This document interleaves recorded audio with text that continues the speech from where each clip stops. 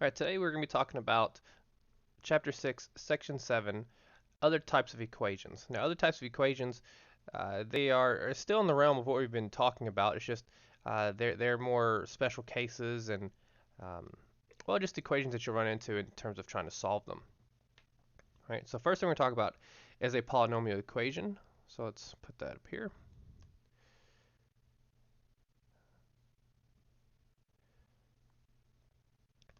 Alrighty, so a polynomial equation is the result of setting two polynomials equal to each other. So, equation, right? Oh, that's not the button I wanted. Ooh.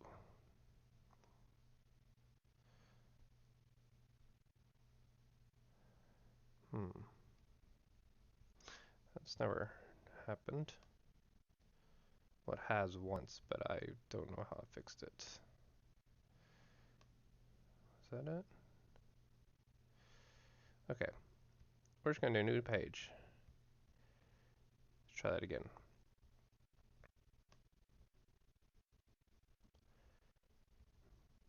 Sorry about that. Alrighty, so a polynomial equation, again, equation, you have the equal sign, right? Polynomial, well, obviously they're polynomials. Right, so they're equal to one another. So the equation is in standard form if one side is 0 and the polynomial on the other side is in descending powers of its variable. So the degree of the polynomial equation is the same as the highest degree of any term in the equation.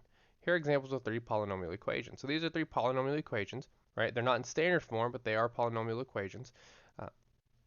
This x is to the first power, so this is a first degree polynomial. This x to the highest x here is a squared, so it's a second degree polynomial.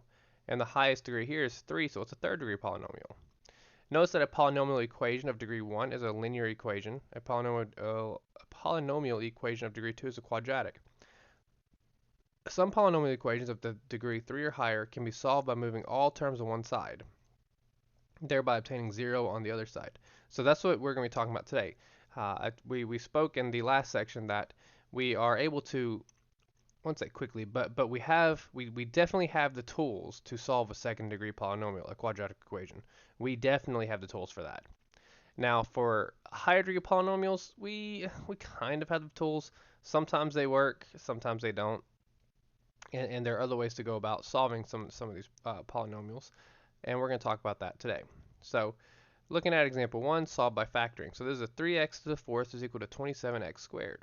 Okay, so this is obviously a fourth degree polynomial, and we don't really have a good way to solve a fourth degree polynomial, but we can use the tools in our toolbox, like we used in the previous section of factoring. Right, factoring should always be your first go-to.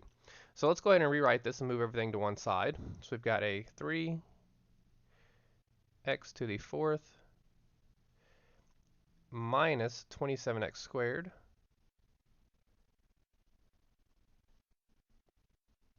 And that's equal to 0. So again, all I did was just move the 27 from the right to the left. Now 3 and 27, they do have a similar factor. They have a similar factor of 3, so I can factor a 3 out. It also looks like I can factor an x squared out. So what remains? Well, looks like we're just going to have an x squared and then minus a 9.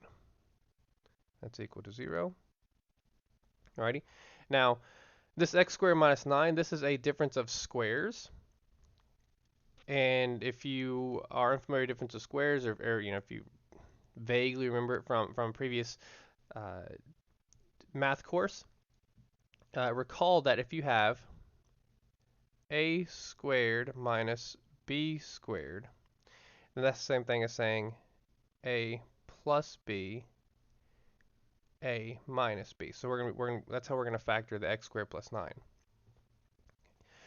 So we're gonna end up with a 3x squared, and we're gonna factor the x squared and minus 9, so it's gonna turn into an x plus 3 and x minus 3. And then we can set each one of these equations equal to 0. Well, if I set 3x squared equal to 0, well, then I just end up with x is equal to 0. And then the x plus 3 and the x minus 3, well, that's pretty easy, right? I end up with an x is equal to negative 3, and x is equal to a positive 3.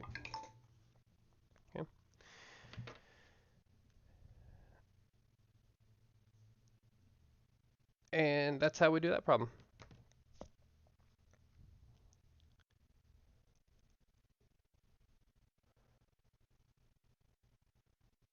Alrighty, so let's move on.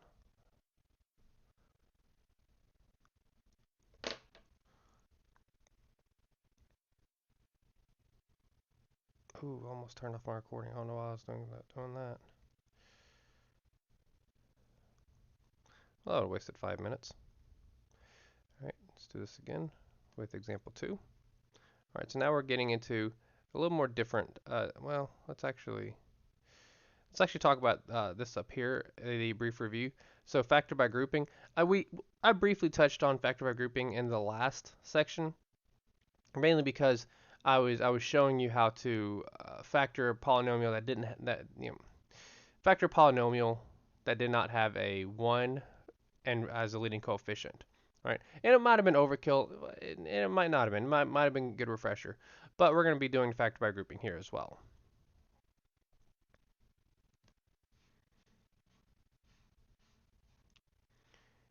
Alrighty, so here's a rule that you can take with you for and forever.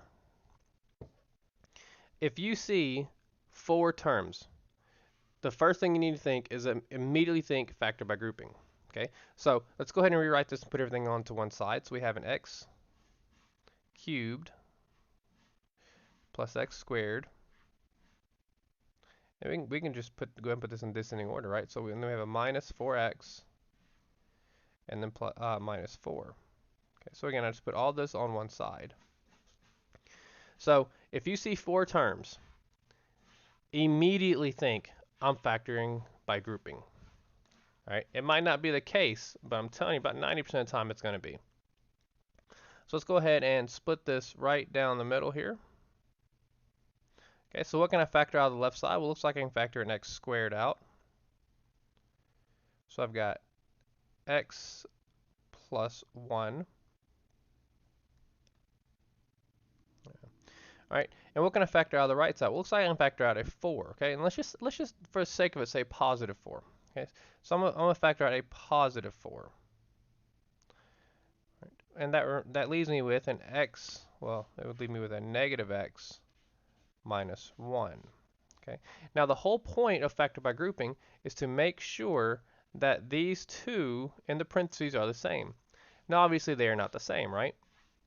One is the exact negative of the other. And that's okay, because now it just tells us, okay, well, instead of factoring out a positive 4, we're going to factor out a negative 4. Okay? And so factoring out a negative 4, we end up with, in parentheses, we end up with an x plus 1. Right? And what we wanted to happen happened. We do indeed have the exact same thing in the parentheses, so we have officially factored by grouping. So we can pull that out. We have an x plus 1. Right, and what remains was an x squared minus 4.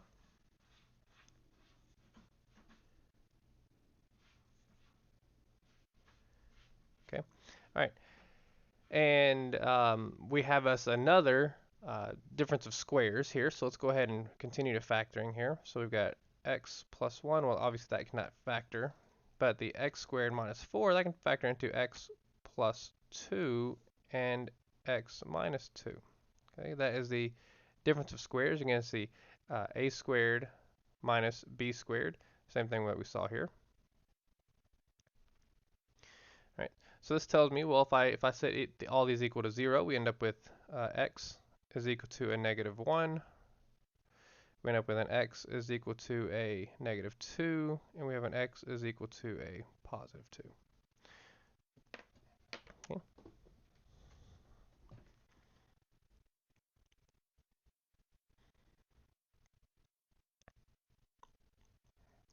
All right, so radical equations, we have spoke briefly on them, solving radical equations by the nth root.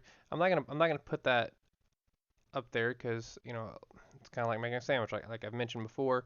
Now there are moments where we will have step-by-step problems that we're gonna do, but for something like this, I think it might just be a little information overload, especially since today's gonna be a very heavy day of examples. Okay. Alrighty, so uh, guys, we've talked about fractions and maybe the last lecture. Well, radicals are kind of the same in terms of I don't think you'll ever grow to like them. All right, but you don't have to like them to know how to solve them. Okay. But what we need to do to solve this is, similar to how we need to isolate the x in order to, solve for x. Well, we have to get rid of the radical. So how do we get rid of the radical? We have to isolate it. So let's go ahead and rewrite this as the square root of 2x minus 1.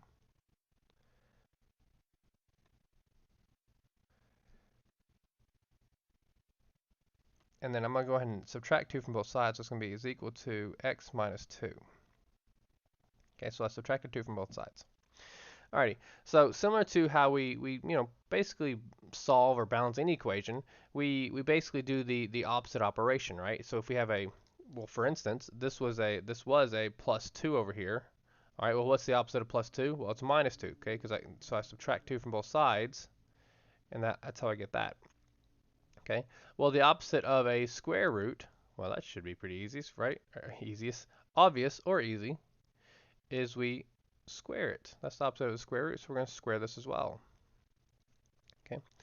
And before we actually attack this problem, let's actually do a quick refresher on something. Okay. So if we have, and this is something that you want to put in your notes, a plus b quantity squared. Well, that is going to be a squared plus 2 times a times b plus b squared, and then a minus b quantity squared is going to be a squared minus 2 times a times b plus b squared. Okay. So these are the formulas I'm going to be using for this particular problem, or I guess this set of problems. All right, these are the perfect square trinomials. So write those down, commit those to memory. They're really easy to memorize. They're pretty much the exact same except here, right? That's just these signs coincide, but everything else is the exact same.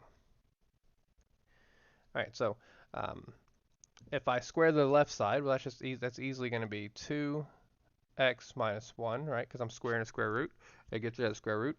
And the right side, well, I'm going to use that perfect square trinomial. It's going to be x squared minus 2 times a times b, so it's going to be minus 4x and then plus b squared, which is plus 4. Okay. And then from here, well, it just becomes a quadratic equation, right?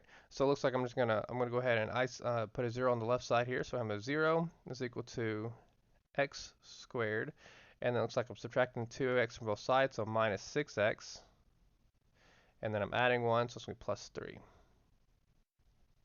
Okay. No, Sherman, sorry, plus 5. Sorry about that. Plus 5. Okay. All right. Well, what are my factors of 5? That'll give me 6. Well, that's luckily this works out just right because 5 and 1 work. So it looks like it'll be a negative 5 and a negative 1. So we've got an x minus 5, x minus 1. Okay. So this tells me that my x values, right? They're going to be x is equal to 5 and x is equal to 1. Okay. Now, in the past, I have said that you generally, at least, I think, as a student, you're either right or you're wrong and you move on, right? Now, as an instructor, obviously, I know a little bit more than that. And this is one of those cases that we kind of had like we did either in the very first section or the second section, right? When you have just a straight up linear equation like that, not linear equation, but straight up polynomial equation like this with no radicals or denominators, you don't really have to check it. Now, obviously, checking it does make sure that you're correct, but you don't have to. Same thing with this, right? There's no denominator, there's no radical. Well, here we have a radical. Now, the reason why that's such a big deal is because you kind of have to check it. Okay, so let's go ahead and check our solutions in our equation. So let's plug in our 5 into our original equation. Okay, well, all we have to really look at is well, I won't say all we have to look at the radical. But anyways, if we plug in a 5 there, we end up with 2 times 5, which is 10, minus 1, which is 9. 9 plus 2 is equal to 11. I'm sorry, the square root of 3 is, you know what, let's actually try not to do mental math here. Let's do this, and we'll check it like this. Okay, if we plugged in a 5, we would have the square root of, I'm just going to go ahead and multiply the 5 by the 2. So we're going to have 10 minus 1 minus 1 plus 2 is equal to 5, right? That's what I'm plugging in. So 10 minus 1 is 9. The square root of 9 is 3. 3 plus 2 is 5, right? So this is okay. X equals 5 checks out. Now, x equals 1. I want to plug in a 1, so 2 times 1 is 2, so we're going to have the square root of 1 plus 2, and that's supposed to be equal to 1. Well, square root of 1 is 1. 1 plus 2 is 3. 3 is equal to 1, and that is not true, right? 3 is not equal to 1, so this is not a solution. The only solution to this problem is 5. X equals 5.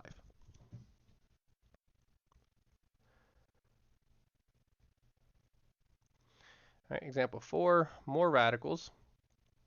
And unfortunately, there is no quick way to go about doing this.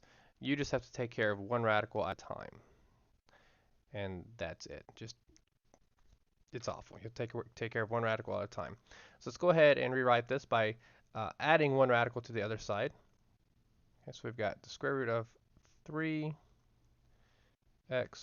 plus 1 is equal to 1. And we're going to go ahead and add the square root of x plus 4 to both sides. Okay. All right. So how do I get rid of the radical? Well, again, we're going to have to square. Okay, and it's going to get pretty hairy. So we're going to square the left side. And we're going to square the right side. Okay. Well, the left side, again, that's pretty easy. That just becomes the equation without the radical, 3x plus 1. The right side, we're going to use that formula, right? This is an a plus b quantity squared. So it's going to be a squared, which is 1, plus 2ab. So it's going to be plus 2 times a times b. So it's going to be 2 on the square root of x plus 4. And then plus b squared, which is just going to be x plus 4. Okay. I mean, I guess that wasn't too bad, all right? But now we have to isolate the other radical, right? So now we're going to, let's go ahead and, looks like we're going to, we have this 1 and this 4, that's a 5, so we're going to subtract 5 from both sides. We're also going to subtract an x from both sides. Okay, so we're going to end up with a 2x, and if I subtracted 5, so I have minus 4, that's going to be equal to 2 on the square root of x plus 4. Okay, so we're keeping the 2 attached to the x plus 4 here. Right, now, we could if we wanted to, but I wouldn't suggest it because, as I said, these problems get very hairy. You could, if you wanted to, divide both sides by 2. Right? This particular case, it does kind of work out, but I wouldn't do it. Don't do it. Because it just so happens these are nice, even numbers and it works. Instead, let's just go straight to going and squaring both sides again. Okay? It'll do you a world of good to not do this, to not do what I just was going to do by dividing by 2. Well, again, we have that square root, so we're going to square both sides.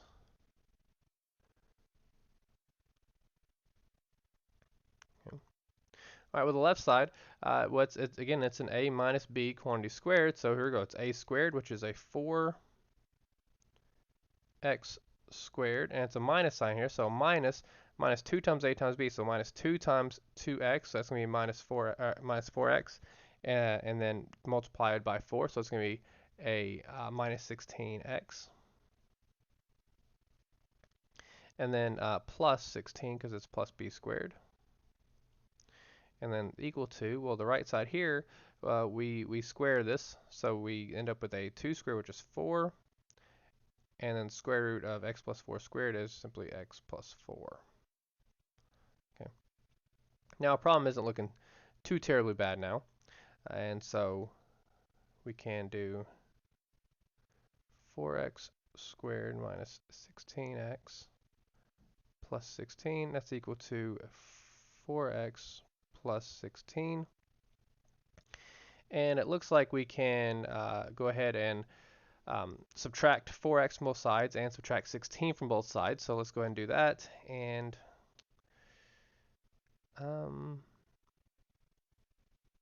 yeah, let's just go and put it on the next page. I don't feel like running out of room here.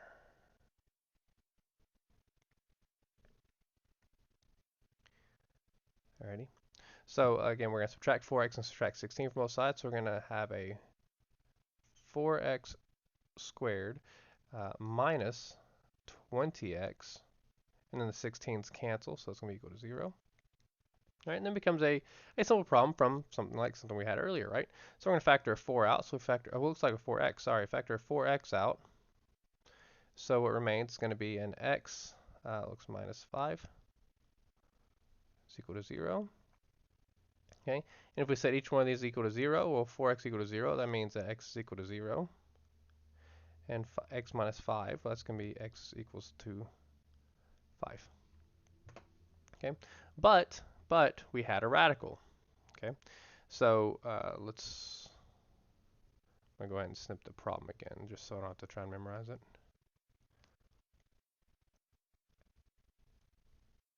Okay, so again, we had a problem with a radical, so we have got to, 100% of the time, check our solution. Okay, so let's go ahead and plug in a 0. So if I plug a 0 in here, I end up with the square root of 1 minus the square root of 4, that's equal to 1. Well, square root of 1 is 1, the square root of 4 is 2, 1 minus 2 is equal to 1. That is not a true statement. Okay, so that means that x equals 0 is not a solution. All right, let's do 5 now.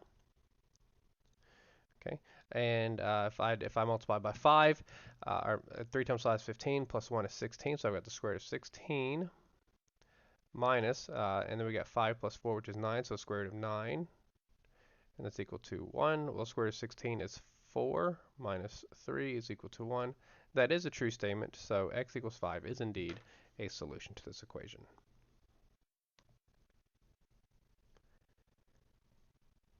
Okay.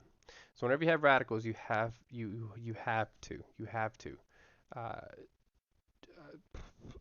check your solution every time. Alrighty, so equations with rational exponents. Let me see.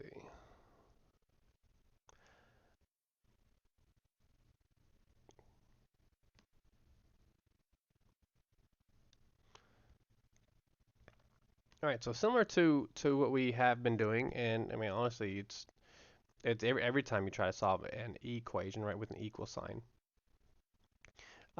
you are basically doing the opposite operation, right? What this is saying, right, if we have a radical equation of the form x raised to the m over n power, right? In order to cancel it out, or in order to solve for it, if it's raised to the m over n power, then you must multiply or raise the power to n over m. Right? Just basically flip the fraction of the exponent. Right? So that's what all this says, and I know all this is probably looks like hieroglyphics to you. So let's do an example, and that will certainly help you out.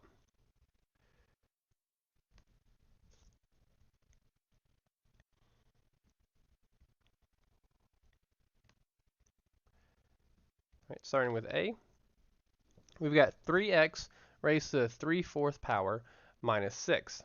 Okay, so let's go ahead and rewrite this by adding 6 to both sides. So I've got 3 to the 3/4 power is equal to 6. Okay, I need to get, oh, sorry, there's supposed to be an x in there. Let's fix that.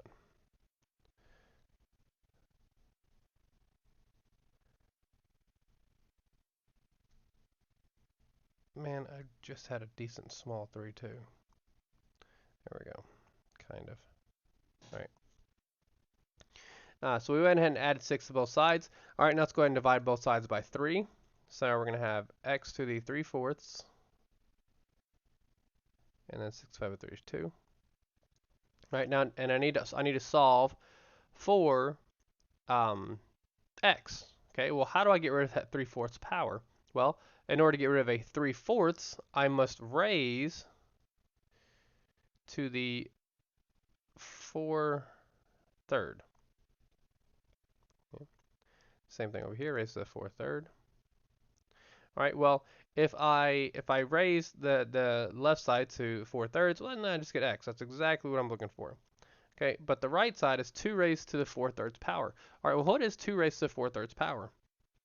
Okay, well, let's just write it real quick.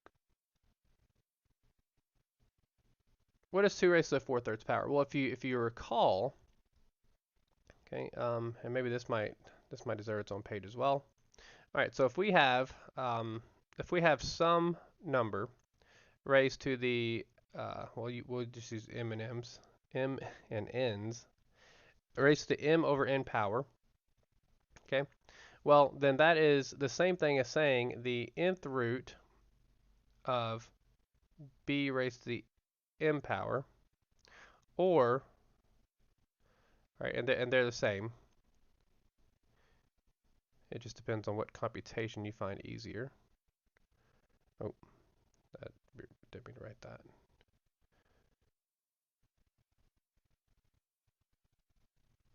Like this. Okay, they're the same. If you write like this.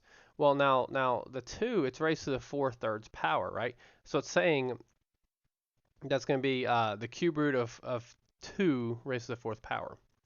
Well, that's not a number that we're just going to write out. Okay, so we're just going to leave it as 2 raised to the 4/3. So again, I probably did a lot more explaining than I should have, but no, that's just what I do. Okay, and that was A. Let's see if we can just we'll just give A its own page. I don't want to clutter this.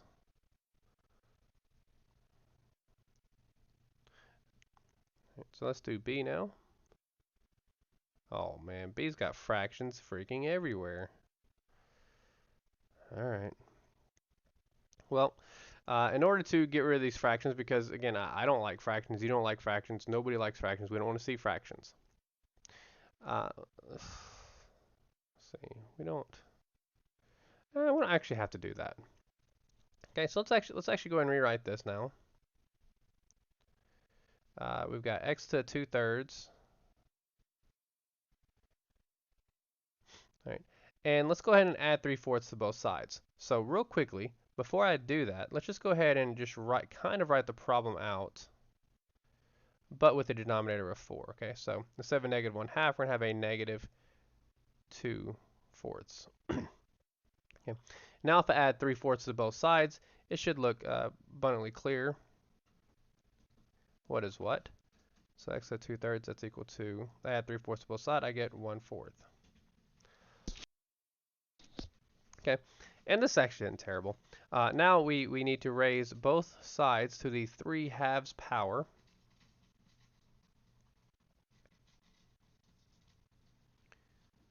Right, and so the left side, that just becomes a plain old x. And the right side, all right, so the right side, we could,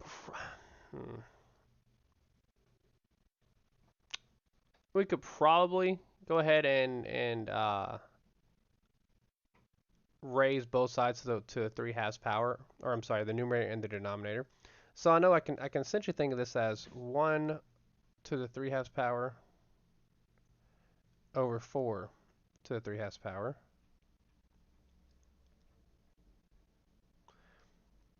Three.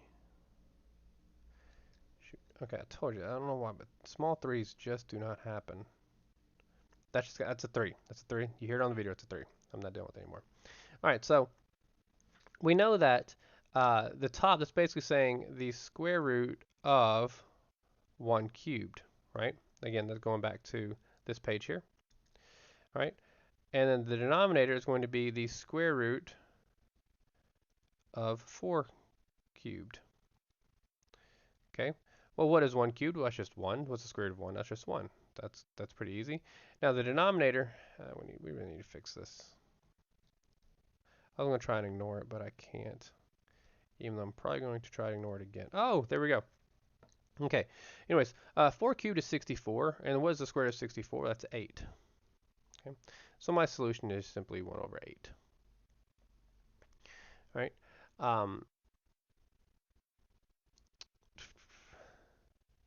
Oh, I'm sorry. I also forgot something else. Okay, I didn't m over. Okay, I didn't have to in this particular case. But and this is my fault. I'm sorry. I got carried away here.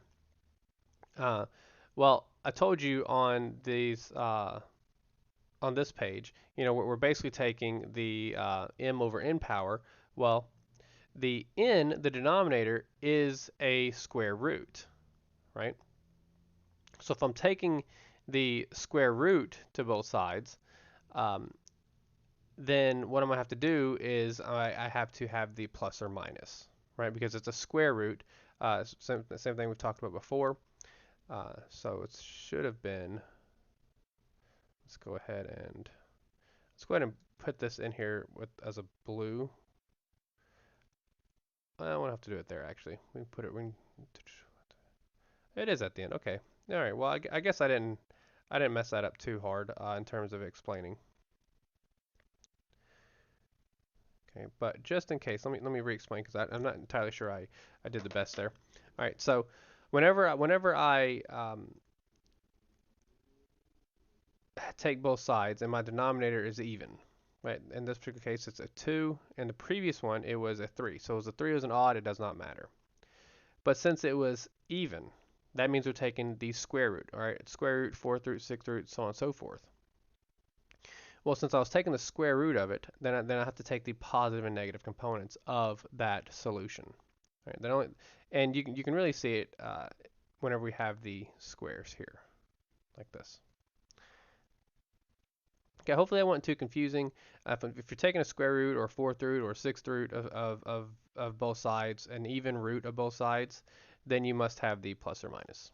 All right, so hopefully that is the catch-all there. Okay, so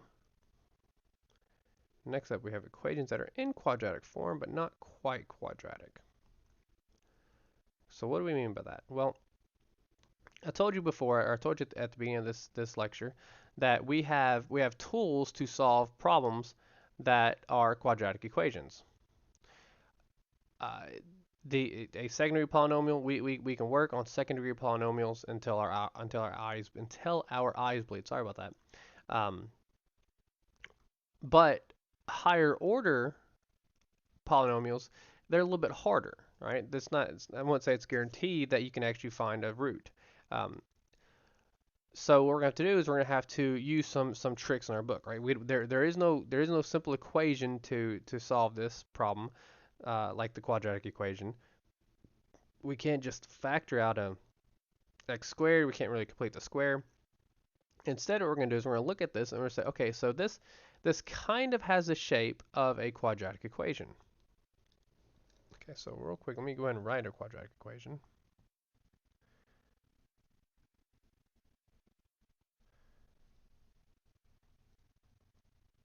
Okay, it kind of has the shape of a quadratic equation because think about this, right? We don't really, I mean, the a and the b and the c, they don't really matter.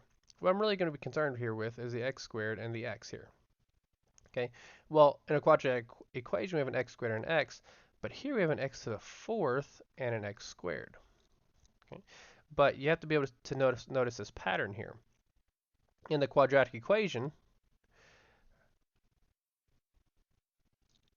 the x squared is exactly the square of x. That makes sense, right?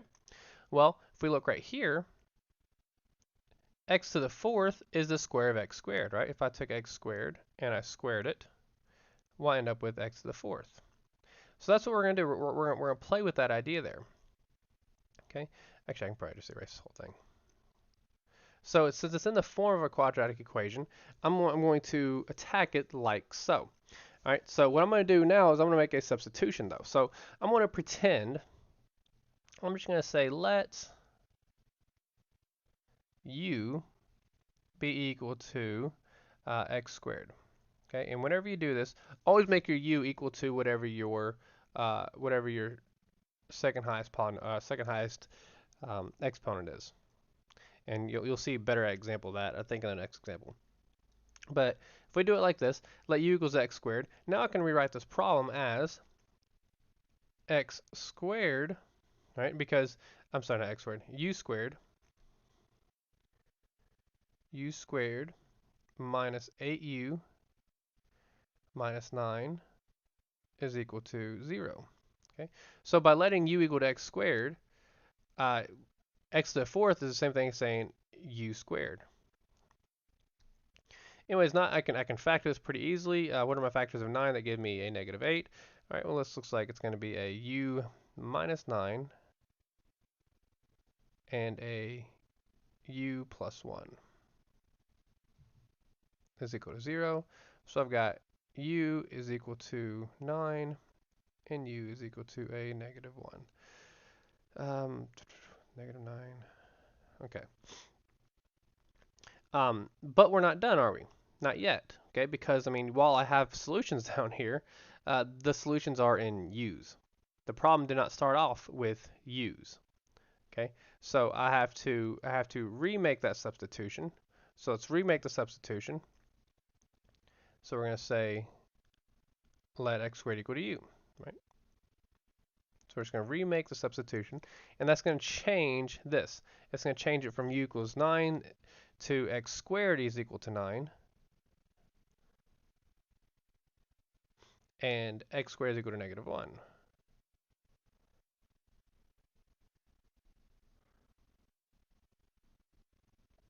Okay, well, x squared is equal to 9. Well, that means I've got x is equal to plus or minus 3, right? Take square both sides.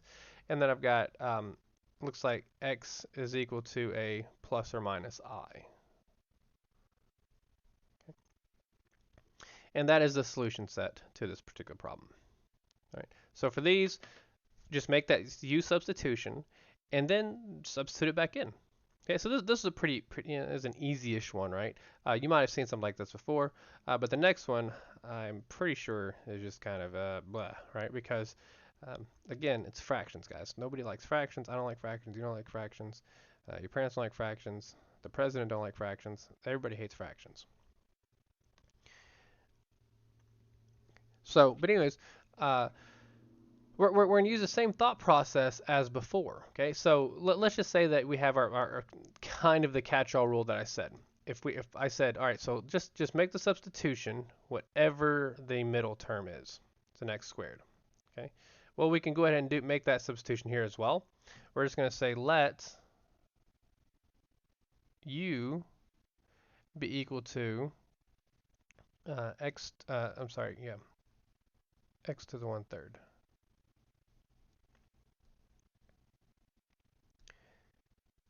I don't know why, guys. I really want this 3 to work. All right.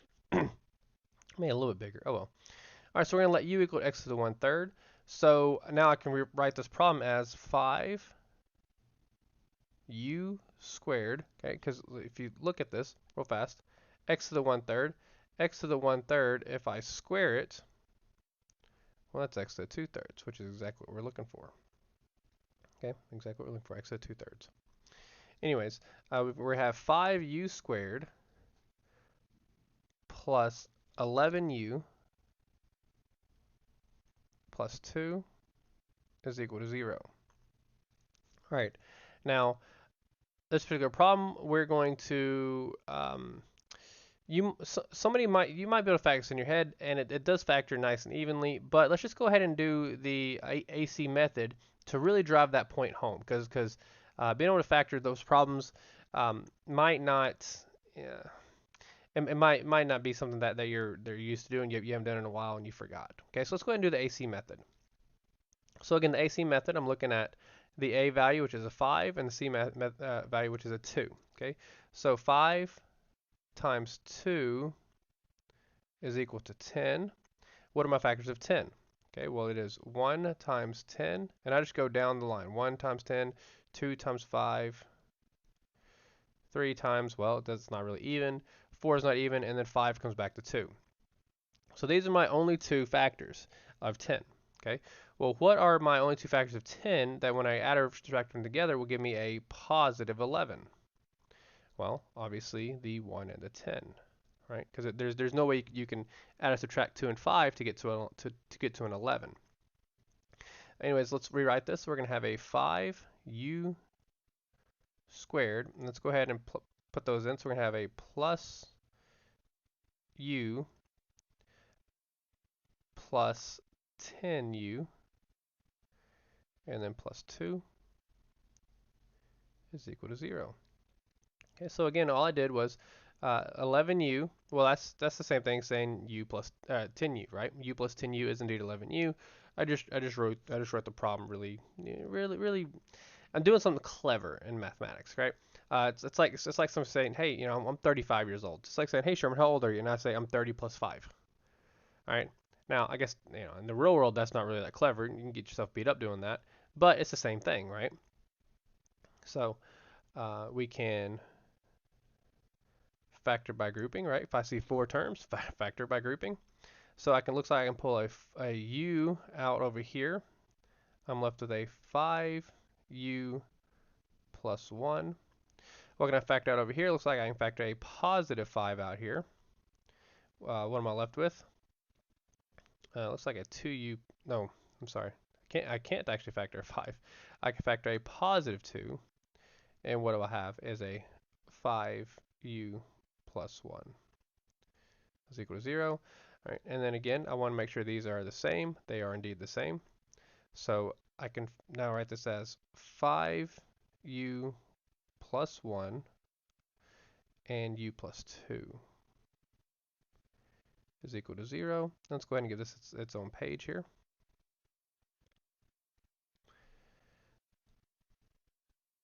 Right, so by factoring this out, it looks like I end up with a u is equal to a 1/5 and u is equal to a -2. Okay. Well, again, my problem did not start off with a u, did it? Right. So let's go ahead and remake a substitution. So it's we're gonna let x equals 1/3 equal to u. So I don't like that t.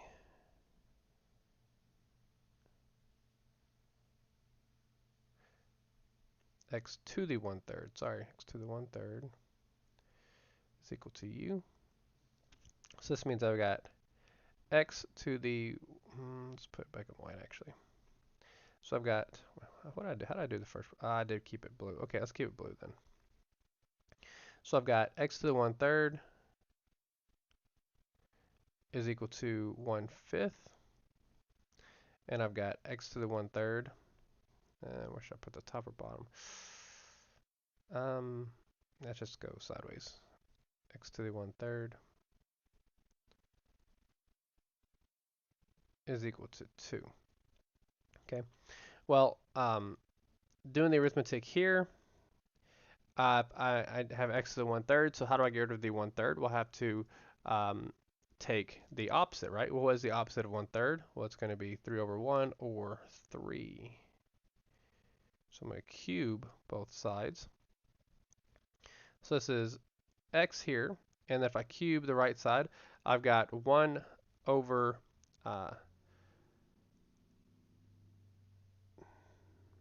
I'm sorry, that's supposed to be a -1/5. Sorry about that. All right, so if that's a -1/5, and let's go ahead and put this as a negative right here. Hopefully it fits. Okay, there we go. Okay, well, if I cube this side, I end up with a negative 1 over, because 1 cubed is 1, and the 5 cubed is 125, so I have a negative 125. And if I cube this side, okay, well, x cubed, again, that's just going to be x. Let's move it off a little bit to the side here. X, and then, shoot, I didn't write that right either. It's a negative 2. Okay. Anyways, what is negative 2 cubed? Which is going to be negative 8. All right, so sorry about the negatives. It happens. I know. This is my third lecture today. But that's how you solve the problem. Okay. Just the whole idea, the whole reasoning behind this is to take a problem that looks like this and turn it into a problem that we have seen before, like this. Okay. So that's basically what it just boils down to. And that's also just what mathematics is in general. Just take something you've seen before and solve it. Now I say mathematics, that's also life. That's how we solve problems in life. All right, so oh, this looks dumb.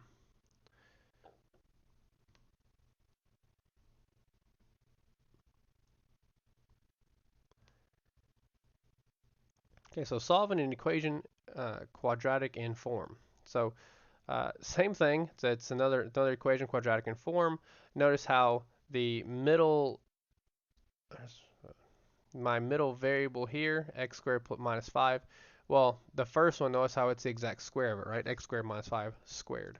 Okay, so this is a pretty easy substitution. So we're going to let x squared minus 5 be equal to a u.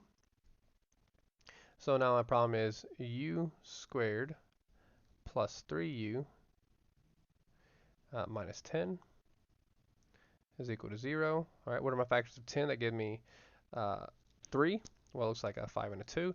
So we're going to have a u plus 5, u minus 2 is equal to 0. So I've got u is equal to a negative 5, and u is equal to a, well, I don't have to draw it right, positive, and u is equal to 2. Right. Well, let's make that substitution again. So if we make the substitution again, we're going to let u be equal to x squared minus 5.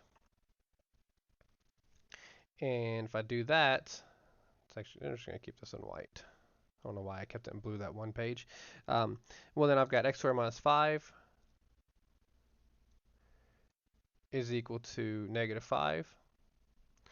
And then I've also got x squared minus 5 is equal to 2. Is equal to 2. And let's put this on the next page so it doesn't get too ugly looking. Okay. All right, let's just solve these. So probably should put them. Let's do it this way. X squared minus 5 is equal to negative 5. We'll just solve these one at a time.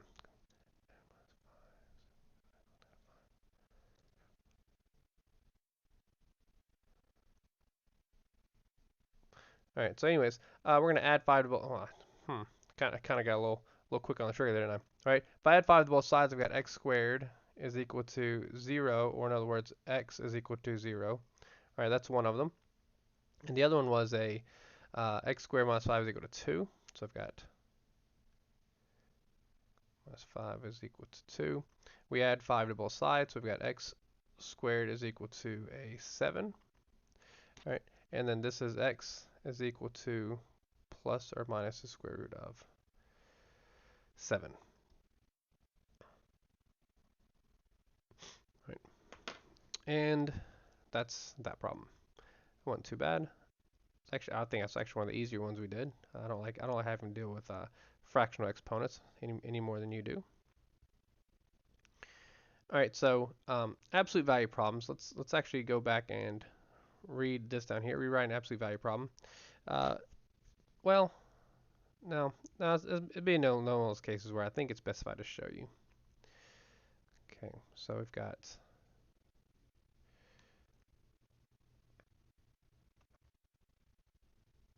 Did I? Shoot, can't remember. Couldn't remember if I had already made a new page or not. I had not. All right, so absolute value problems. Now these are with equal signs, and the equal signs are the easier ones. Pretty sure we'll get into the harder ones later, but this section is pretty easy. All right, so before we begin anything, right? The absolute value of a number is how far that number is from 0 on the number line. Right? Absolute values are never negative. Right? These are all things that you've heard before. These are all things that we know. So before I even begin this, right? Let's just write this as the absolute value is equal to 11. Whatever is in here can only be two values. There's only two possible answers that can be inside there, or two possible numbers that can be inside there to have an absolute value of an 11, right? If it's a negative 11, well, the absolute value of negative 11 is 11. And if it's a positive 11, because the absolute value of 11 is 11. Those are the only two options that can be. All right, so if those are the only two options that it can be, then what we're going to do is we're going to set what's inside the absolute value equal to these two numbers, negative 11 and 11. Okay, so what do I mean by that? Well, we've got inside my absolute value symbol, I've got a 2x minus 3.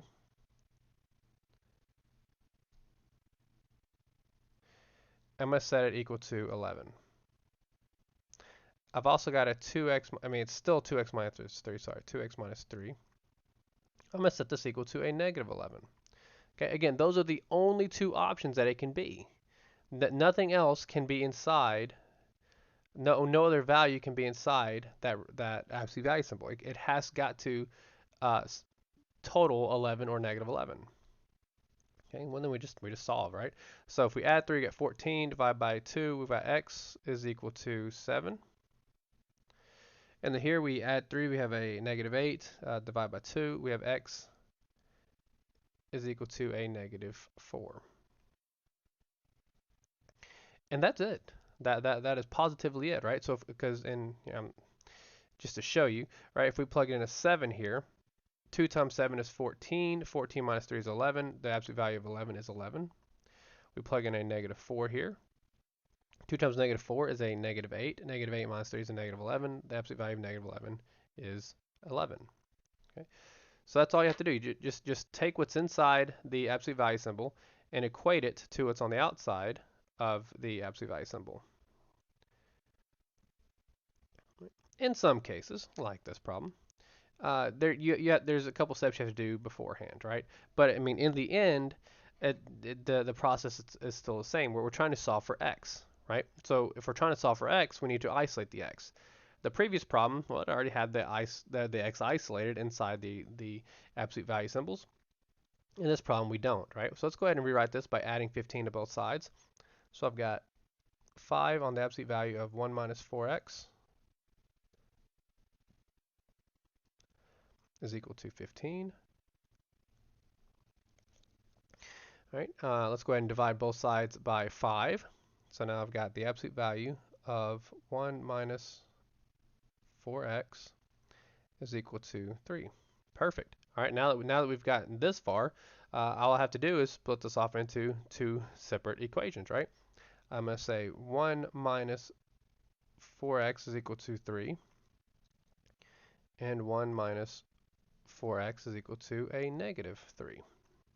And if we solve here, it looks like if we subtract 1 from both sides, we've got a negative 4 is equal to a 2. So we've got x is equal to a negative 1/2. And over on the right side, if we subtract 1 and divide by negative 4, we've got x is equal to a positive 1. Right. And again, that's that's how you solve these absolute value problems. I can't remember when, and it might be the next section. I haven't looked. If we talk about the greater thans and less thans, but those are just a little bit harder, just a little bit more brain power to use. But anyways, that concludes today's lecture.